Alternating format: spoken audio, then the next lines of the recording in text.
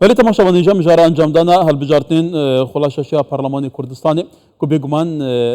هەڵبژارتن هاتنە پاشخستن گەلوتێ پایین جارێکردن بێنە پاشخستن بێگومان سەرنج لە سەرڤەیەکە هەیە گومان هەیە کو دادگا فدرالی ئەف پرسە پاشخستیە دەبێ جارێکردن بێنە پاشخستن ji ber ku demhid nemaye yanî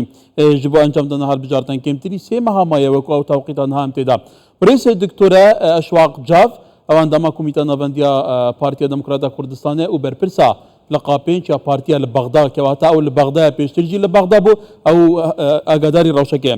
ئەشواقان بەخێر بن بێگومان ئەوەی کە ڕۆمیۆهاکاری باسی کرد پێکهاتەکان ئەمڕۆ کۆنفەرانسێکیان هەبوو وتیان گومانمان هەیە لەوەی کە دادگای فیدرالی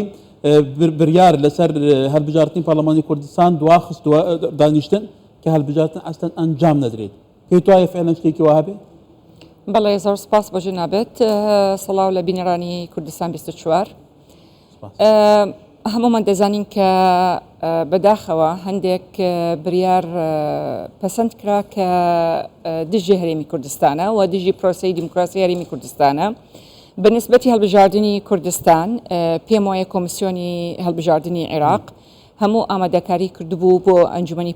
هەڵبژاردننی ئەنجومەنی پارێزگاکان و هەروەهاش وەکو لە لیدوانی پێشوشیان کە ئامادەکاریان هەیە بۆ ئەنجامدانی هەڵبژاردننی کوردستان بۆیە ئەم دواخستنە بەڕاستی ئەگەر کراو دواخرا ئەمە مەبەستێکی سیاسی دەبێت یعنی لە پیشتە چونکە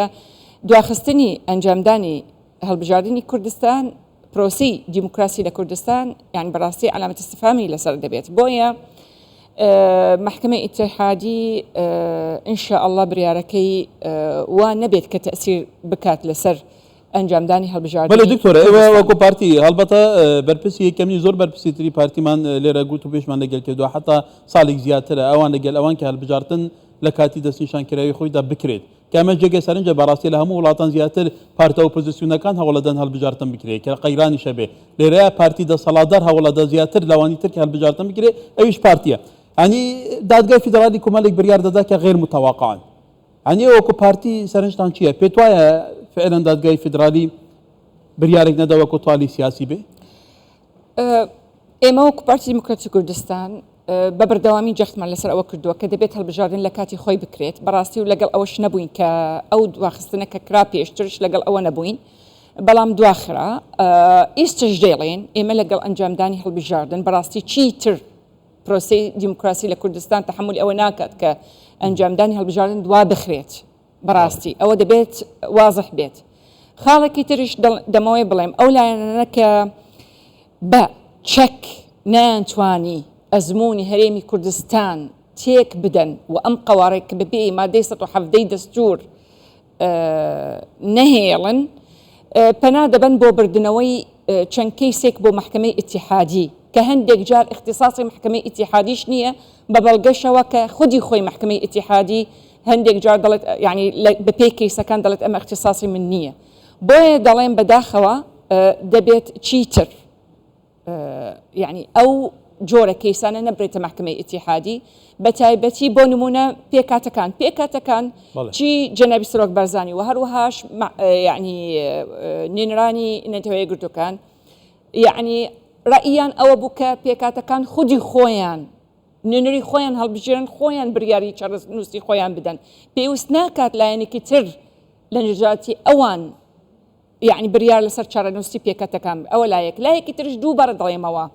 ئەوەی هەندێک لایەن ئەوەی کە بە چەک ناتوانی ئەزمموی هەرێمی کوردستان لە ناو بەرن بە بردنەوەی کەیسەکان لە ناو محکمەی ئیتیحادی یان بۆ نمونە بە دانەوەی فشار سیاسی لەسەر پرۆسەی دیموکراسی لە کوردستان دانن پێم وایە ئەمە هیچ خزمەتێک بە هیچ لایەنێک ناکات بۆیە دووبارە دەڵێمەوە ئێمە وەکو پارتی دیموکراتی کوردستان لەگەڵ ئەنجامدانی هەڵبژاردن لە کاتی خۆی بەڵێ دکتۆرە بێگومان ئێمە باسی دادگای فیدرالی شەکەن خۆ راپۆرتێکمان لەسەر هەبوو ینی باس لەوە دەکەی لیژنەیە پێک دەهێنرێ بۆ تعدیلکردنی کۆمەڵێک بەرگەی یاسای دادگای باڵای فیدرالی پێت وایە فعلا ئەم لیژنە پێک دەهێنرێت و ئیشی خۆی دەکات تعدیل بکرێت؟ بەڵێ وەکو جەنابەت ئاگاداری سێ فەقرە مەحەڵی خلاف بوو لەسەر ئەو پرۆژە یاسای کە حکوومەتی عێراقی نردی بۆ پەرلەمان لە 2015 کە بۆتە هۆکاری ئەوەی کە ئەو پرۆژە یاسا پەسەند نەکرد بە حکومی ئەوەی کە پێویستی بە 2/3 دەنگی پەرلەمانتار کەواتە پێویستی بە دەنگی کوردە. خاڵی یەکەم ژمارەی فەقیهی شەریعە بەڕاستی جەنابەت دەزانی محکمەی ئیتیحادی ئەرکەکانی دەستوریە و دەبێتش بەڕاستی ئەو پەسەندکردنی ئەنجامی هەڵبژاردنە. تۆ ئەگەر ژمارەی فەقیهی شەریعە زیاد بکەیتەوە لەم یعنی مؤسسەی دەستوریە معنای ئەوەیە یعنی طائفەیەک زیاتر دەبێت لە طائفێکی تر کەواتە لەوانەی بریارەکانی لە ساڵحی مجموعەیەک لەسەر مجموعەیەکی تر ئەوەیەک. دووش دەنگدانیان یعنی دەنگیان هەیە مافی دەنگدانیان هەیە لەناو ئەو محکمەی دەستوری.